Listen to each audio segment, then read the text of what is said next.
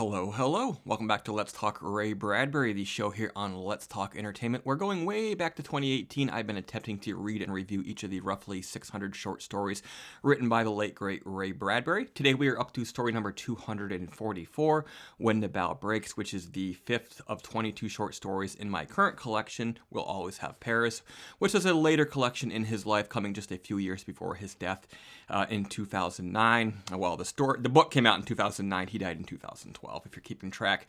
All of the stories in this collection apparently made their first appearance in this collection. So the way these reviews work is I do a brief synopsis of what happens in the story, some sort of thoughts and feelings about what it all means is how I wrap it up. So there you go. It's basically a very light analysis of the story.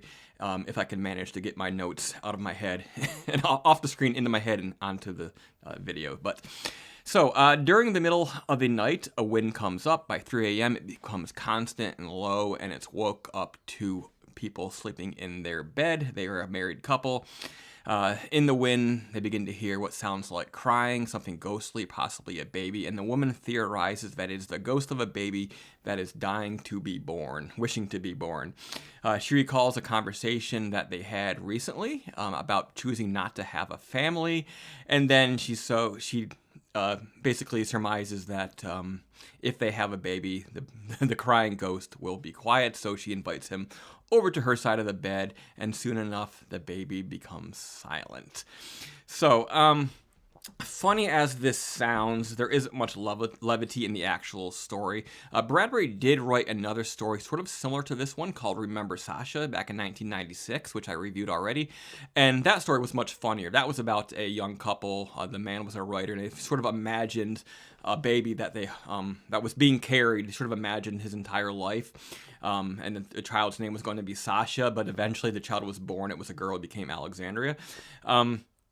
That was a much more comical take on this sort of same process, but here it is a couple who sort of regretting their decision perhaps not to have a baby, and sort of whether real or feigned, sort of hearing this sound on the breeze, they sort of convince themselves, but yeah, we should have a child after all.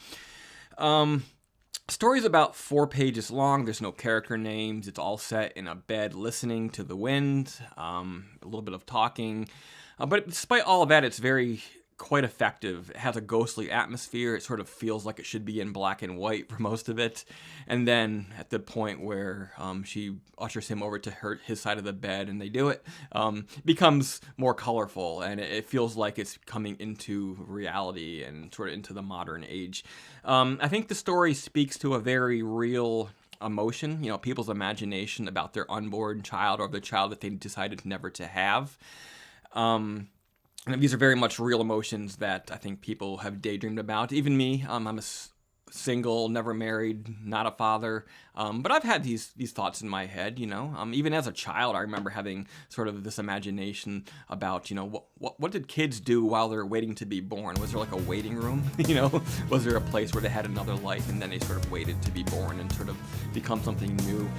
So I think these are very natural, very primal, very human emotions, things to tap into. And I think that Bradbury does a very good job sort of expertly doing a lot with this feeling, sort of making it real.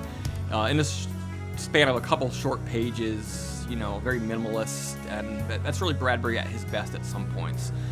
Not a famous story, but it should be. I think this is a very good tale, one of the best so far in this collection.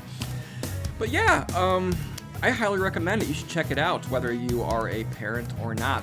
So next time we'll be looking at the 6 of 22 short stories in this collection, which will be We'll Always Have Paris, which is, of course, the namesake story in this collection. So be sure to check out that next weekend, either on Saturday or Sunday, most likely. But thank you, and I'll see you again soon.